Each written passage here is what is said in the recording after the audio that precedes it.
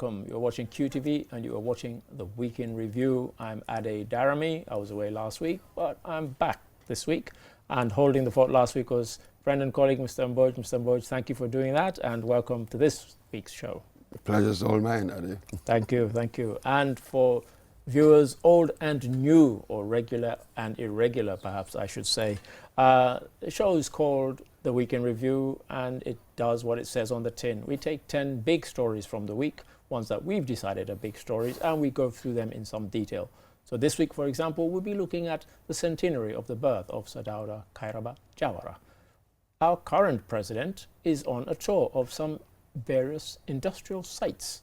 We also look at the sentencing of Usman Sonko in a Swiss court to 20 years. No, not that Usman Sonko, our own Usman Sonko.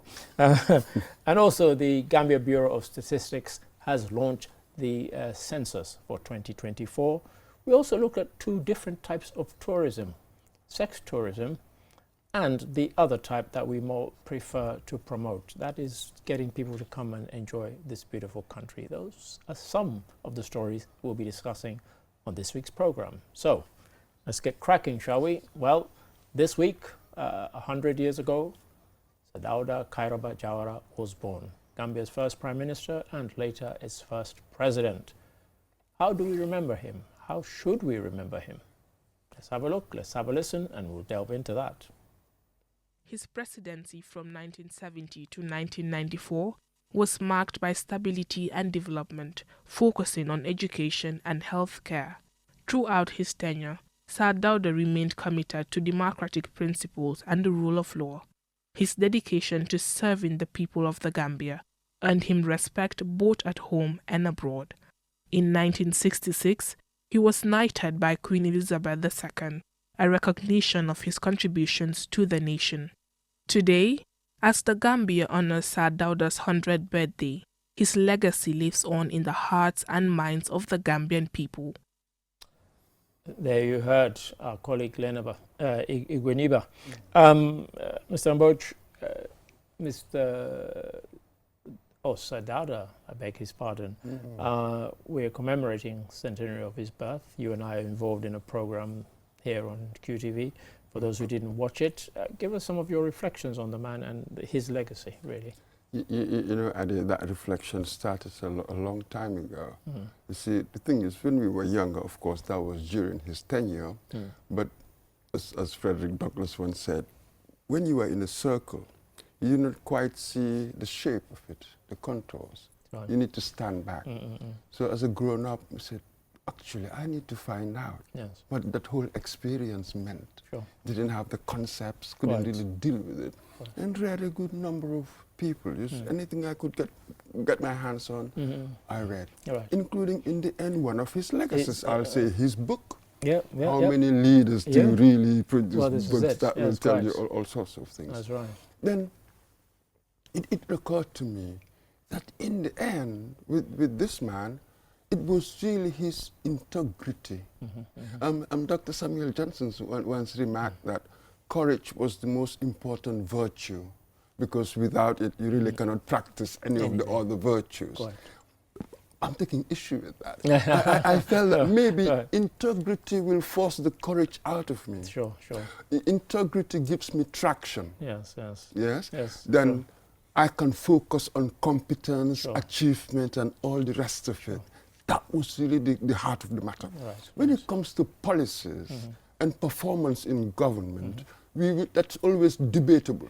Indeed. It will always be debatable. You will record successes and failures. It's in the nature of politics, take any country in the world.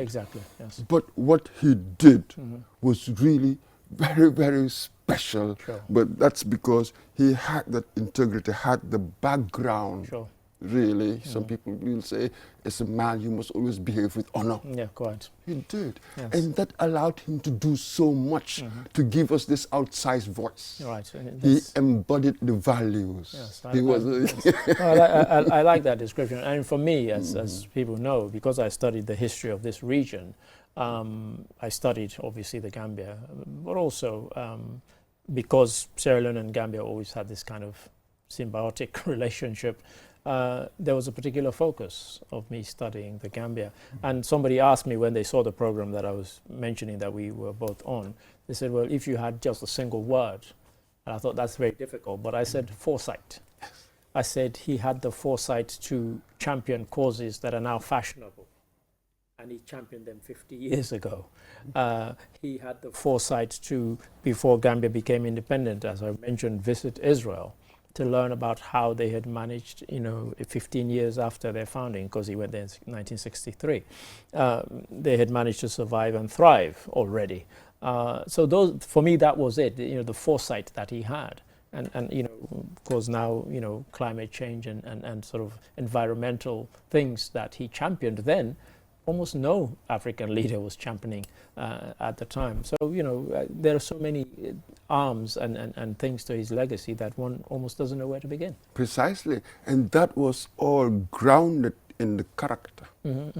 There was a certain mild-manneredness. Yes. Everybody recorded that when he was going to school, Mohammedan school, and afterwards a Methodist. Yeah, quite. So it was almost as if he was leaving his name. This name yes, thing, quite. there are so many, but Kairaba, blessing, peace, and that sort of thing. Sure. He already had that. In class, they would make him a prefect. Yes. Or he would become head of, the Quranic students. Well, he would be leading things. So leadership skills were coming through. And back in Barajali, the father was a successful businessman. Yeah, indeed. There was a time when the village had an issue. They went to the father, and the father helped them sort it out. Yes. So you can see the groundwork, well, this is it. as it were, the basic building blocks of a character. So then afterwards, what he did, with his experiences, he went around the world, went to his university.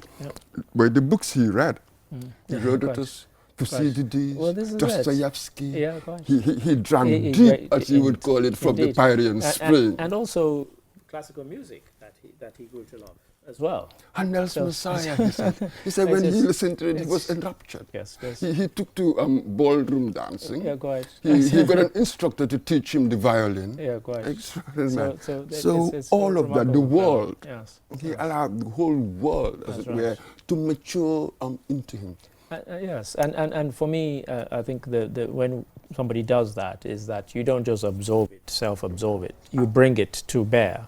And I think he certainly brought that to bear when he returned to the Gambia. All these things, the mixture of this kind of ferment, as we mentioned in the UK, the West African Students' Union, a vibrant, thriving one, which gave birth to so many leaders who would go back and lead their own countries. And of course, he mixed with people there. And so, he brought all of that back, and the Gambia certainly benefited from that. At Glasgow University, he was president of the African Students' Union. Yep. So there was that. Before that, at Achimota. Yeah, it's quite in Ghana. Ghana, Sure. before he got to Scotland. Sure. He once sat in a hall where Kwame Nkrumah gave a speech. This is it. That sparked something in him. Yes, so, and even when he was in Scotland, he sort of, can I say, dabbled really in Labour Party politics. Indeed, yes, That's quite. it. Yes. So he was forming a certain political character, persona, and he tells us in his book, power must be guided by law, and society must be governed by conscience. Well, this is it. There were these two elements really in his rule, and democracy is a culture that must be learned. This is it. Quite extraordinary. Well, he understood what he was dealing with. And for me, just skirting through the book, I didn't dig as deep as you did. The kind of that he was able to establish consensus and rule and govern by consensus rather than by diktat. I think that always also came through. We can't spend the whole program on it, much as we'd love to, but in closing, what if you had to sum up the man, his legacy and whatever, what would that be?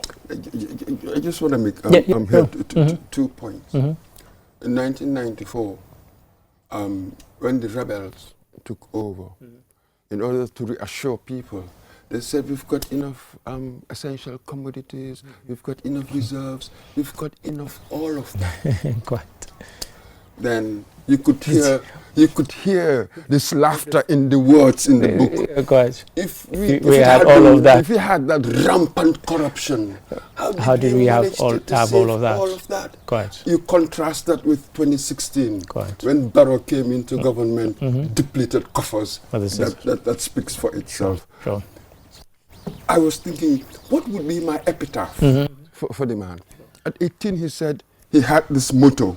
The great thing is in life is not so much to win the game as to play a bad hand well. Oh, wow, okay. The president who played a bad hand well, as modest as it seems, it is freighted, significance and depth. Yeah, sure. Integrity was at the key, at the very heart of what he did. That's really what we need to learn. Thank you very much, Mr. Mboj. And for anybody who is in the Gambia or beyond who hasn't read up on the man, please do so. Do yourself a favor. You'll thank us for suggesting this to you. Thank you, Mr. Mboj. And now on to our current president. President Barrow is doing a tour of industrial sites and businesses, particularly ones that are producing for the homegrown market as opposed to export. Where are some of the places he went to? Have a look and have a listen. Our next year we are produced for 10,000 metric ton. Okay. And government capacity for every year 35,000 metric ton plus. We do onions this year. We are expecting minimum of 3,000 tons of onions. And we appeal to all Gambians to support your own product and to buy your own product as Gambian. So with that we can do more, and with that we can be able to produce much more than what we do this year. And we force lack of electricity make our production to be expensive, because we run on generator, and we spend a lot of money on generator, on this fuel. So, and two, lack of market. The market we have products, we have the product here, but we cannot sell. I confess something here before we delve into this, Mr. Mboj. As that was playing, there was a smile playing across my lips, and the reason I did that, I must admit, is that I chose that bit about onions because a friend of mine from Sierra Leone has been living here for 3 months, and she said to me, is there anything the Gambians don't put onions in? And I said, probably their tea and their coffee. But on a more serious note, we saw and we heard there from a couple of enterprises that produce onions for the local market, and there are others that produce soft drinks and so on.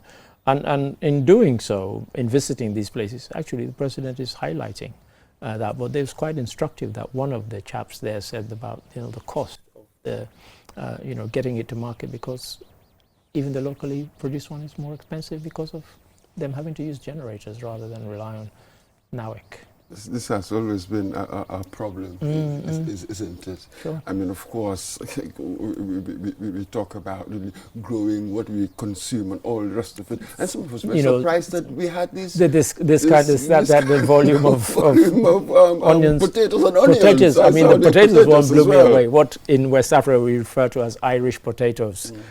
When people come from the West or from England and they hear it, you call it what? Yes, they call it Irish potato in this part of, because obviously the Irish potato famine all those years ago, but that's what we call it here. But I was shocked to see mountains of them all grown here in the Gambia.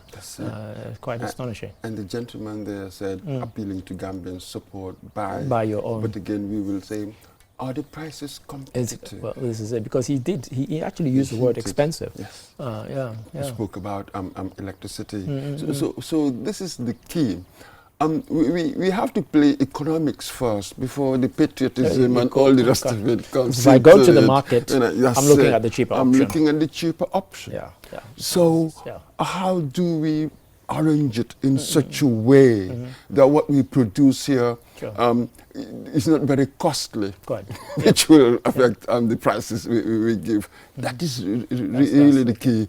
Hence, a local content bill, we were talking about that. Some economists don't like the term protectionism, but you know that everywhere in the world there are certain industries, certain sectors that they protect. They do. They call it something else, but essentially that's what it is. That's really what it is. So what is it that we can do to support these industries Indeed, here, yes, yes. really, Well, to this is make it. profit. And that's why they were appealing directly to the president, really, saying, you know, we've done our bit.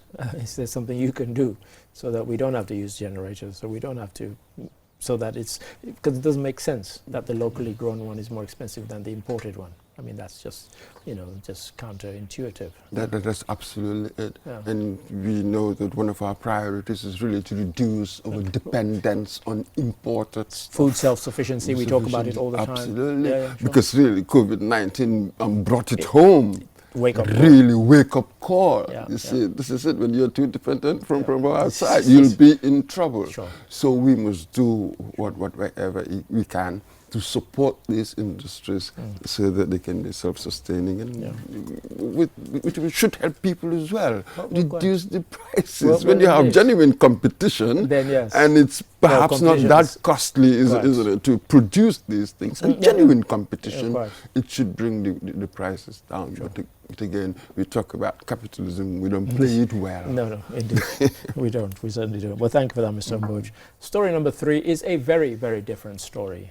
This week, Usman Sonko, formerly a Gambian minister, was sentenced by a Swiss court to 20 years. What for? Have a look at some people who didn't quite agree with the verdict. Have a look.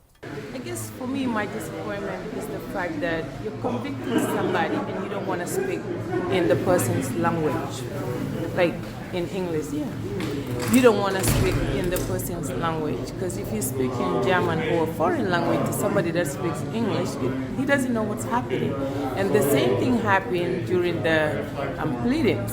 He was just sitting there, lost, not knowing what's happening, unless after the whole thing, then you get a translator to tell him what's happening. I think that's a bit of injustice, if you ask me. It's really not fair. The decision of the court, we will analyze it once we have it in English, so we can discuss the main issues with Sonko. This is he to decide if we go to appeal or not. We can just advise. But it's rather likely. Yes, of course.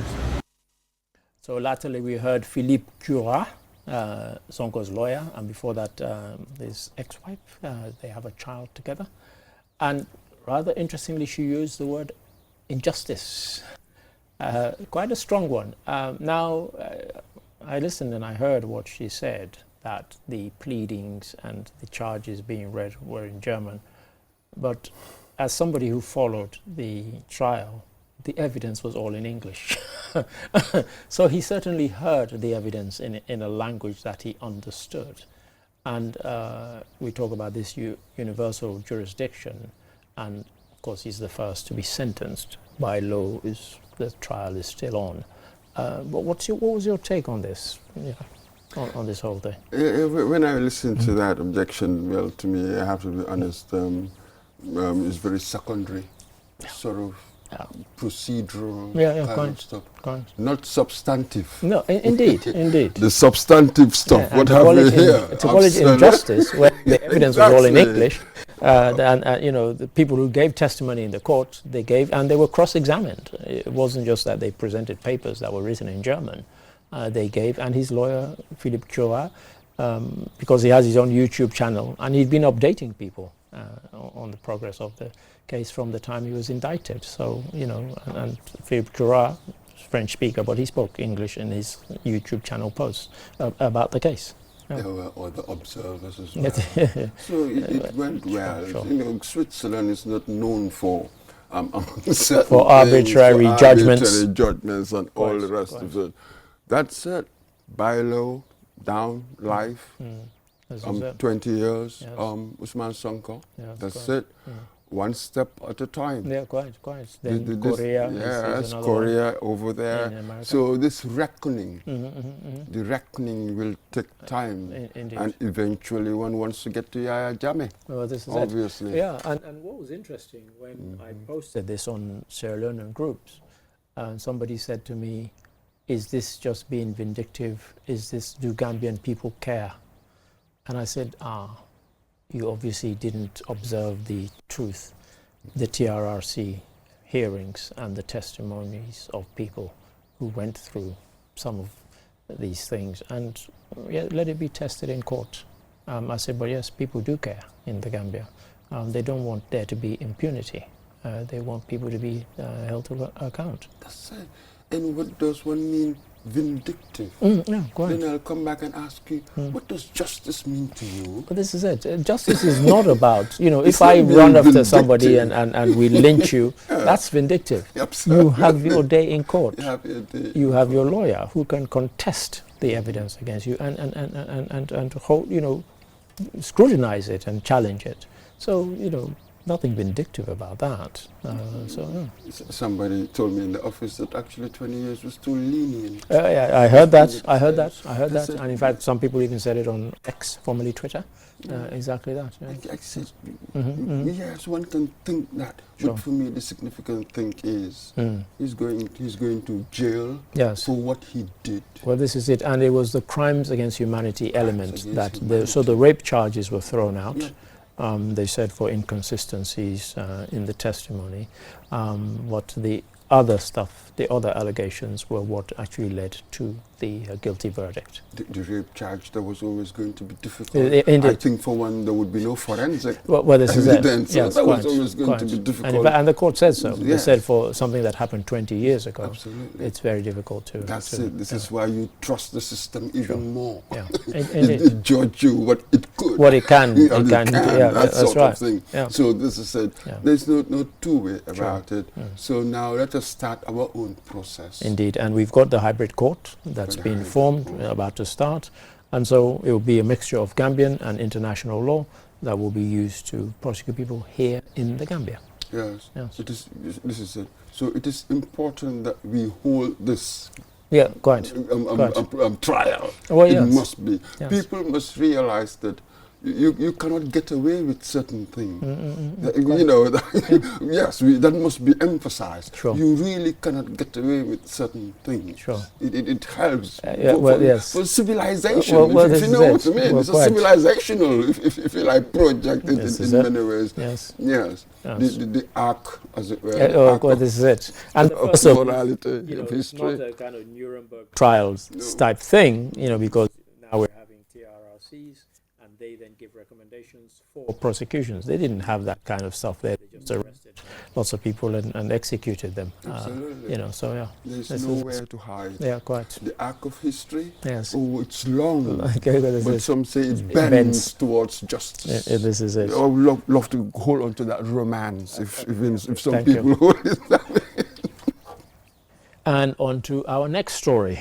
Now, the Gambia Bureau of Statistics, GBOS, are about to launch a census. So we can count folks and we can count houses and we can stop guessing as to how many people there are in the Gambia. Here's some of what they're going to be doing. The 2024 Population and Housing Census is the seventh population and housing census to be conducted in the Gambia since 1963, but the first digital technology to be used for data collection.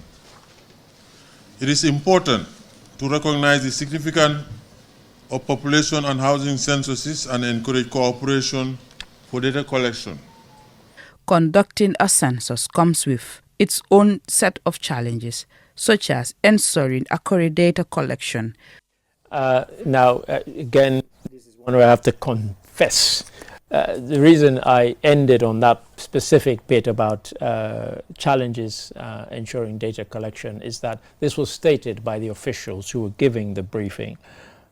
And of course, those who can detect a smile on my face can probably think he's going to say, yes, if you don't have addresses, you're going to struggle to monitor people. But on a more serious note, they've already run the kind of pilot stuff, and now they're going to run this. This is the census proper across the whole country. And we can, as I said at the beginning there, stop guessing how many people there are in the Gambia, because at the moment we're just guessing. Absolutely, and apparently these things are done every 10 years. This is it. So I take it the last time was 2014. That's right. I think it was actually 2013, but for whatever reason, something yeah, like that. Yeah, absolutely, yeah. And we didn't have addresses then, so This apparently they found a way of getting these things. Oh, absolutely. Some people call this sort of thing the foundation of statistical systems. How can you plan if you don't know? How can you plan anything, especially socially, what's going on? And they tell you it's a benchmark, isn't it, to know our population and housing. Well, what is it? Stock. You know, housing stock, and also there'll be the kind of demographics, how many people live here, there, and everywhere else. Yeah. So this is it. So all policies, many social policies, we really have to rely on this. So without the data these days, we talk about data. Some people call it the new oil. But this is it. And you're mining data to actually deliver policy. To deliver good policies. So I imagine people will cooperate. Yes. Doing these things. And they've been doing things in all the languages that we speak here to let people know why it's being done. It's not about any kind of witch hunt. They're not chasing anybody. But we just need to know for all these reasons. If we're going to provide services, we need to know how many people need these services, how many people of this age, that age, and so on. And by the way, this is nothing to do with like voting or anything. It's like everybody, even children, need to be counted because they are people too. So it's a good one. So it's a population and housing census. Absolutely. So you see, there was really no need for us to say some of these things we do.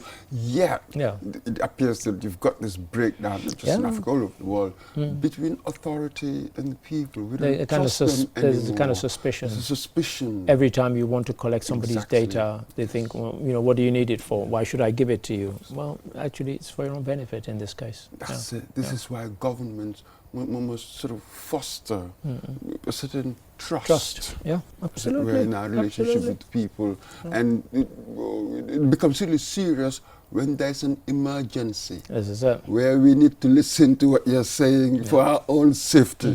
When we distrust, then things can be quite catastrophic. So this is really the reason. Explain well and be trustworthy. Well, this is it. And it helps. And people will buy into it. And so it runs from the 1st to the 14th of June. And so please, please, please cooperate. Thank you for that, Mr. Mboj. Story number 5.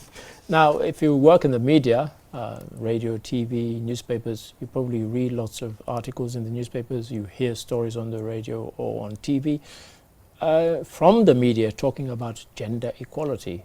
Well, what about the media? Do they look at themselves and gender equality within the media landscape? Have a look. Participants Usman Marong, manager of Nyomi FM, and Sally Jaj of GRTS shared their views on the theme of the training and their expectations. Women too, they should believe in themselves, believing in yourself and pushing yourself forward. I believe, with time they will come, but encouragement is important. I think we should not be at the bottom position anymore. We should be at the top where decisions are made, and we should be included in any aspect of the work that we do in the various newsrooms and the programs department. So this is a timely training for managers here in the country to know that women can do it. We are capable, just like our male counterparts, because when it comes to education nowadays, every year women journalists are graduating from the highest citadel of learning in this country. So there is no more an excuse to say that women should not be there and we should not be included. No excuses, Mr. Mboj. Having said that, and I was quite interested in this because I observed it, and I wasn't able to attend. They had wanted editors and so on to attend. But when the reporter came back and I sort of asked about the questions, I said, but are the newsrooms not just a reflection of our society? Do they stand alone? Are they different? Are they not just a reflection, a mirror almost? Absolutely, like all institutions. They reflect what we are. But for me, I went back to sort of trying to outline, tease out a country profile, if you like, of gender participation in the media. You're right, yes. I first looked around our own office. Our own office. Quite. You've got some senior yes. women. Indeed. The Jennifer Sonkos, the Julian Jai, Lolly M. Kamara. Yes. So maybe they're saying that as editors and managers and all the rest of it, possibly you have a lot of graduates, women graduates, female granted, but it will probably take me 10 years or more before I can become an editor. You see here, it's just so easy. You see it all the time, even as permanent secretaries. I'm going to have to say this. You come within a short period, maybe you've got a master's, they put you into positions.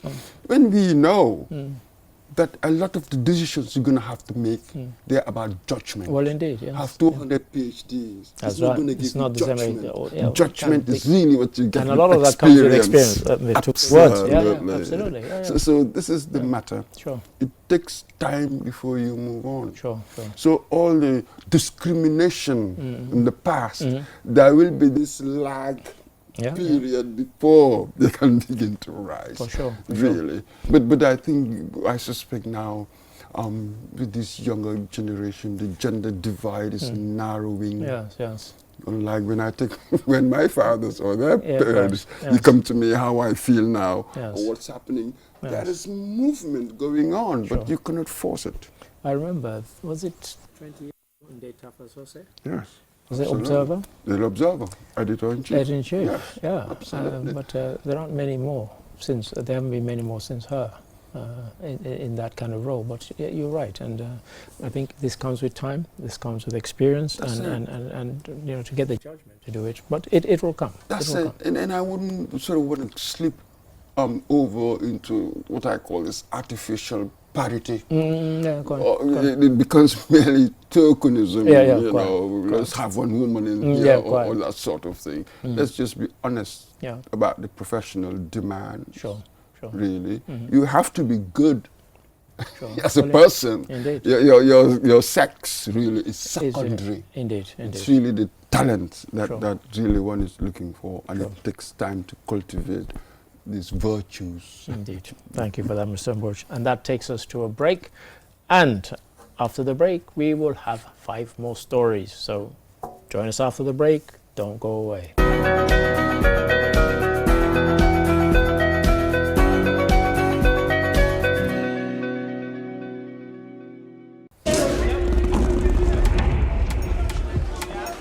The art of juggling is a true spectacle of agility, coordination, and speed. A symbol of progression, precision, and mastery.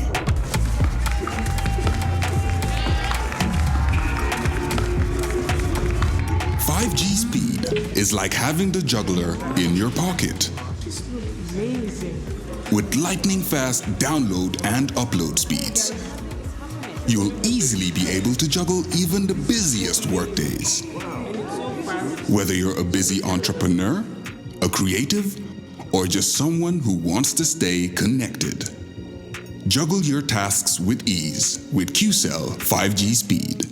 The future is here. It's fast, reliable, and efficient. First brought to you by QCell. We innovate, others follow.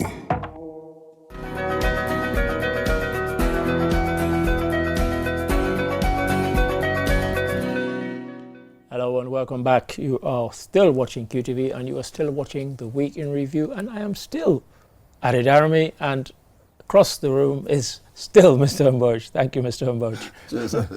And story number 6, which means you've missed 5, but relax, 5 really good ones still to go, including this one. Various stakeholders came together recently to discuss combating child sex tourism here in the Gambia. Yes, it still happens. So, what are some of the things they spoke about? Have a look.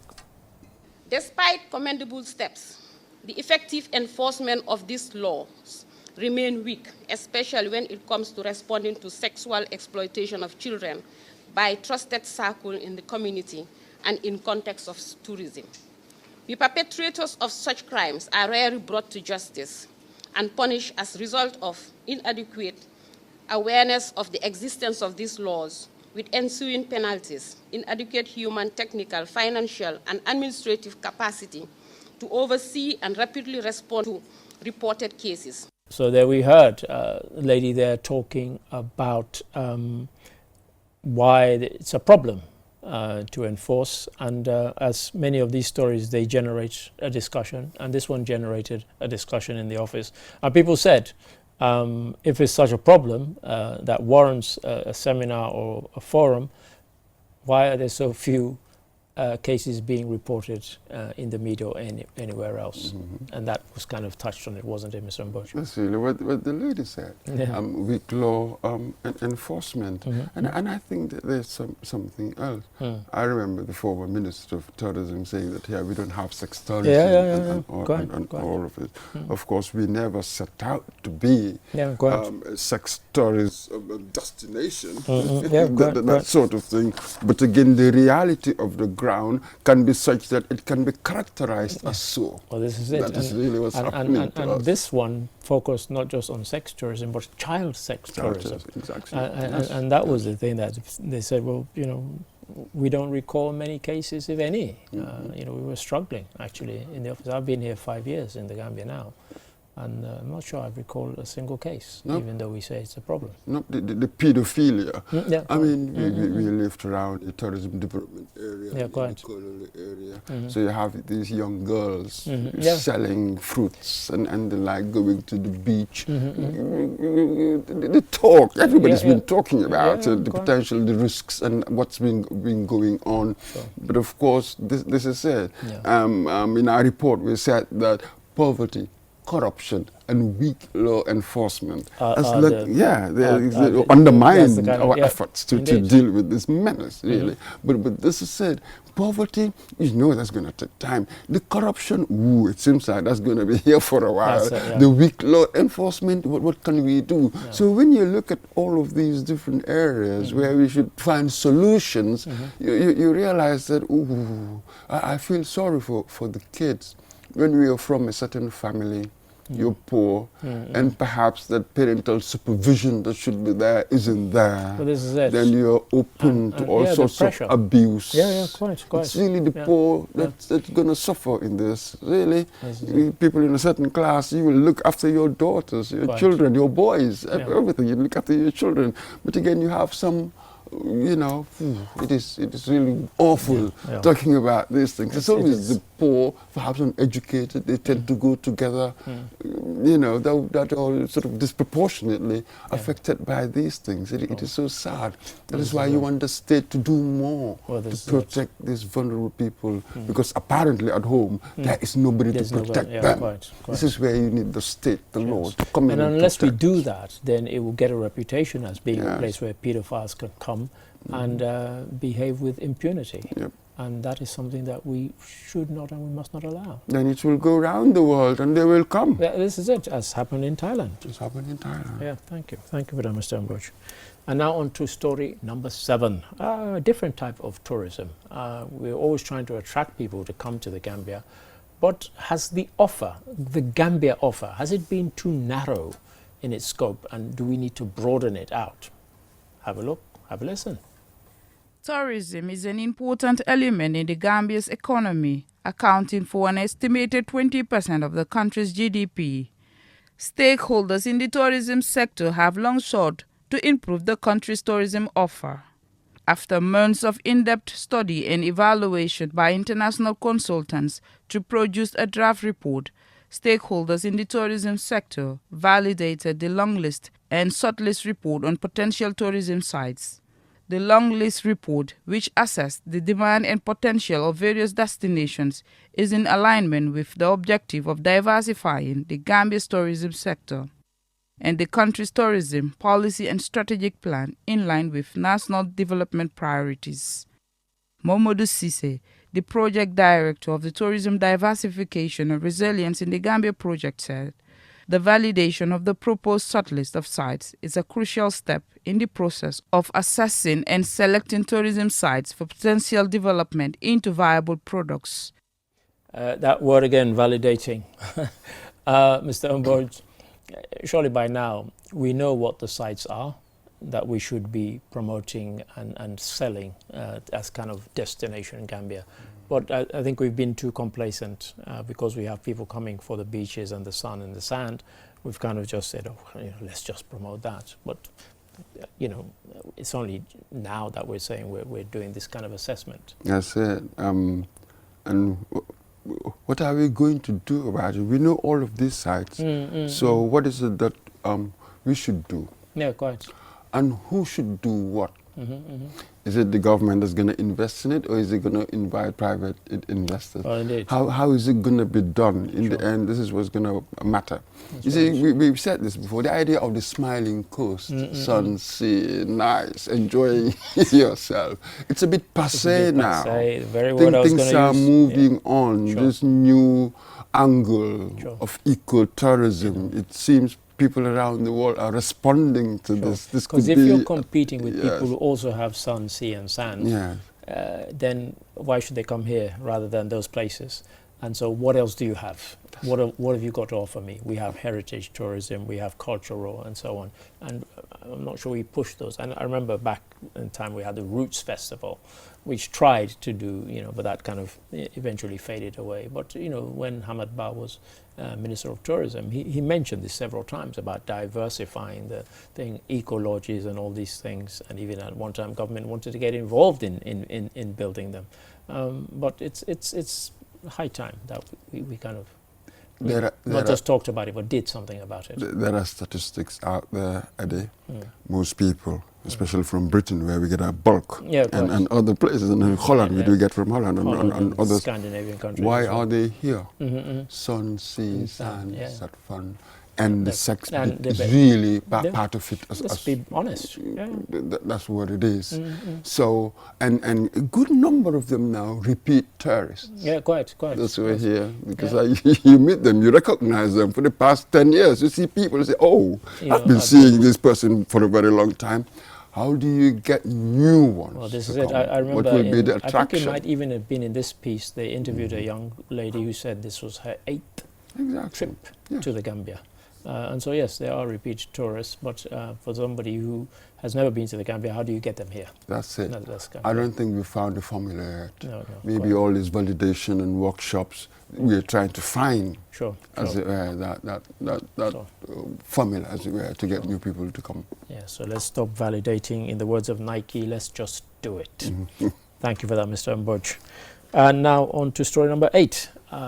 We here were quite interested in the fact that this week we commemorated World Telecoms and Information Society Day. What's that all about? Have a look, have a listen. Fittingly, this year's theme for the day is Digital Innovation for Sustainable Development. Underscoring the importance of digital economies to socio-economic advancement, Usman Ba, Gambia's Minister for Communications and Digital Economy, says we live in an era where digital transformation is essential for socio-economic development, adding that to achieve any meaningful sustainable development, it is important to encourage innovative thinking by leveraging on the opportunities presented by technology. Today marks a crucial moment in our strive towards a more inclusive, connected, and digitally empowered society. The importance of digital transformation in the era cannot be overemphasized, as it is necessary for our meaningful society economic development to take place. And this year's theme was about digital economy and the transformational aspect of it for sustainable development. So it kind of fitted in. It's a noble thing to go for, but how close are we to it in reality? Let's be brutal with this one. I mean, let's be frank about this one. And I'll give my piece, and you can come in, Mr. Mboj. If we're serious and we're honest about digital transformation and linking digitally, I would expect, and I know I bang on about this, and the only reason I bang on about it is because nothing's being done about it. I expect every government ministry to have an up-to-date website or an up-to-date social media presence. So when I go on your page, that's your website, I don't want to see latest news May 2020, as happened with one. I will name them if they force me to. So how serious are we beyond the talk? The minister there said the day was a crucial moment, and I, of course, my reaction would be, well, I'm not sure. This is just another telecoms day. The UN calendar is full of these designated days. We're just doing that. The reality is it's going to be a long slog. It's always a journey. And of course, it will be asymmetrical in some areas. It will be slow, and yet in others. Because you hear about, for instance, when you talk of GRA, with that Asquida, the Asquida world. So in some areas, we seem to be making certain headway. And even the ITAS, the ITAS, which is the sort of tax system. That sort of thing. So it will be asymmetrical. In some areas, it's moving well. In others, it's slow. But don't we need all-encompassing policy if we're serious about this? That's what we need, surely. That's exactly it. That is the key. The simple things, the low-hanging fruit. Oh, come on, your website that is alive, active. What's wrong with that? This is 2024. This is 2024. And often you go to these offices, there are so many employees.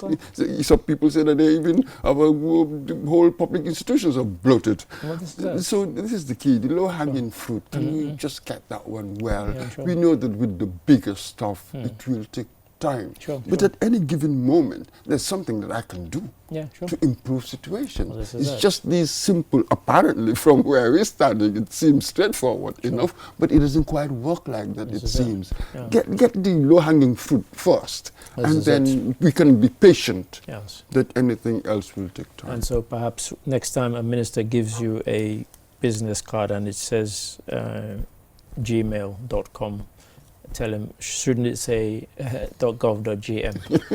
But thank you for that, Mr. Mboj. On to story number 9, African World Heritage Day. Mr. Mboj mentioned about all these UN days. Well, that is a UN day. What's it all about? Have a look and have a listen. During the commemoration at the National Museum in Banjul, Hassam Sise, the Director General of the National Center for Arts and Culture, NCAC, highlights the importance of this year's theme, adding that the day was proclaimed by UNESCO member states in November 2015. At our local level, we have chosen a sub-theme that is safeguarding Africa's heritage through education, local communities, youth and women involvement in heritage management. During the activities for today, the NCAC, with the support of the Banjul City Council and with the participation of the tour guides, will work closely so that we will celebrate the rich urban heritage of the Gambian capital. The rich urban heritage of the Gambian capital, again, I chose that bit in my kind of naughty phase because I know I'm sitting opposite a Banjulian who can tell us about the rich urban heritage of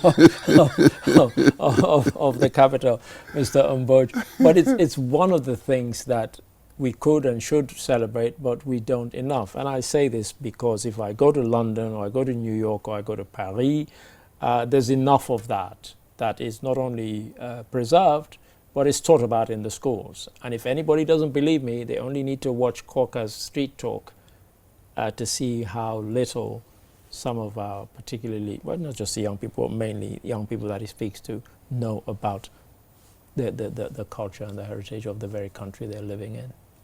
Annie, here when we talk about culture, heritage sites and all of this, the next word that will come is tourism. It means nothing to us. There's been a commodification began by a certain international rather than doing it for ourselves, we're doing it because we want to attract tourists. Absolutely. I think there was an EU representative here. I think he visited one of these sites and he made that point about the value, the significance of these things in our own positive self-conception, as it were. Yeah. But everything has receded so much in the past. There is no emotionally, it's not alive in us at all. Yeah, is it because it's not really taught perhaps very early on, you know, to put it within a broader narrative, to make it meaningful in that way. So when we do these things, it's very tourists.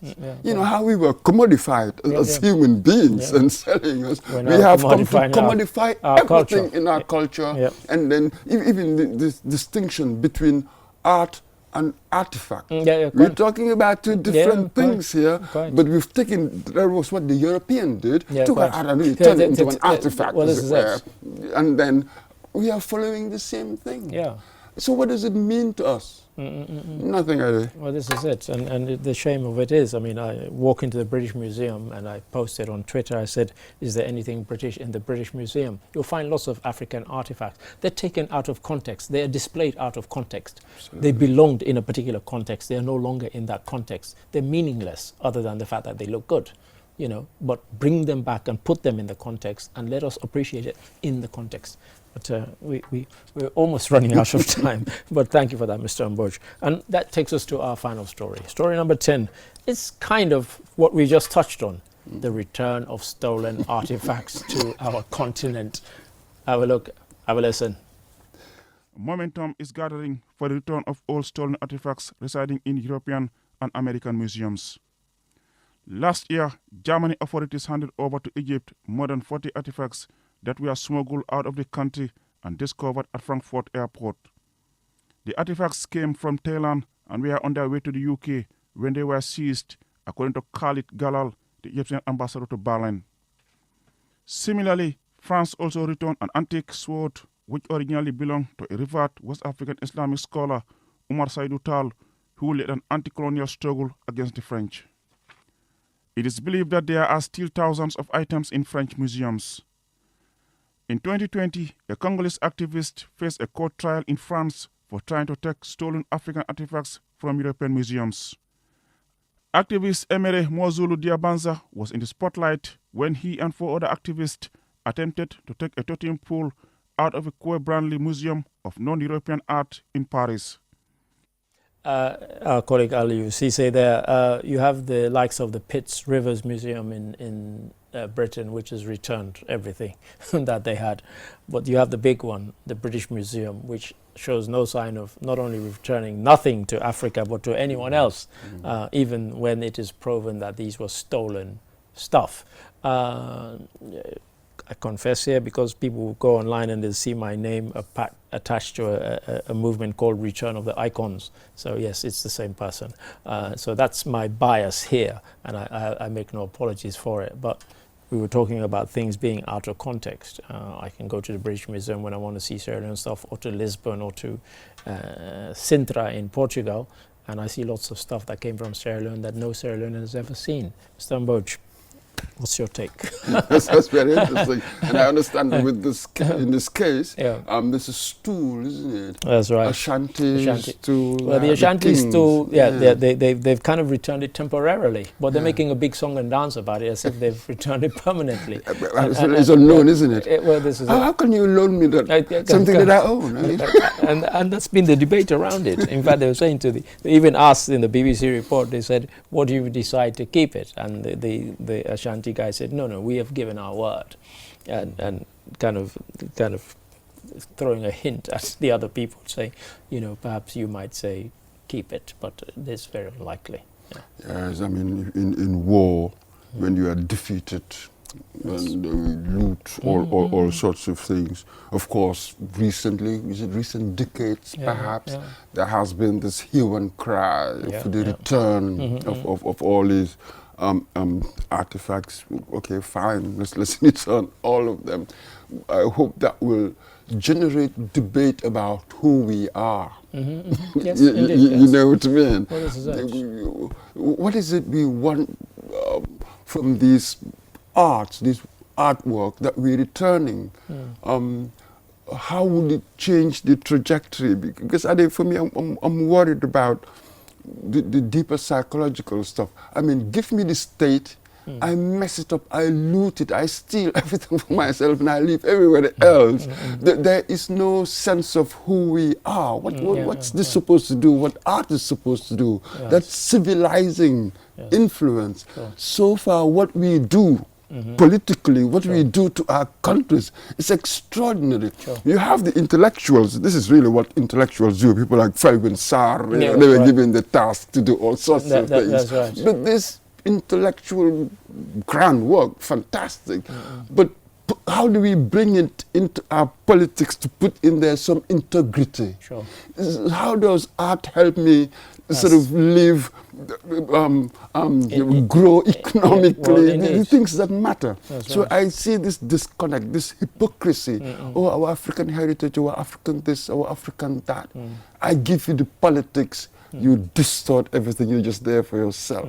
So I'm not sure how to take stuff like this. I mean, for me, honest with you. I mean, part of why I became kind of into this kind of return of the icon things, you take something like the Ashanti ones, you take the Benin bronzes, they actually cause a psychological damage. The fact that tens of thousands of them, I mean, when you look at the Benin bronzes, we're talking about thousands that were taken to England.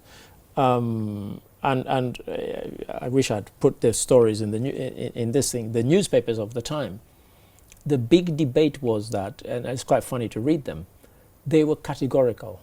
These could not have come from West Africa. West Africans are not as clever as this to produce beautiful works of art of this nature. And we kind of almost bought into that because they'd all been stolen and we didn't have representations of them around. We thought, well, yeah, we're really not. So there was a psychological, aspect to it. Certainly, particularly from the people that took it from, those who were alive, for whom it was really the emotional connection, it was all meaningful. But Africans can't do that.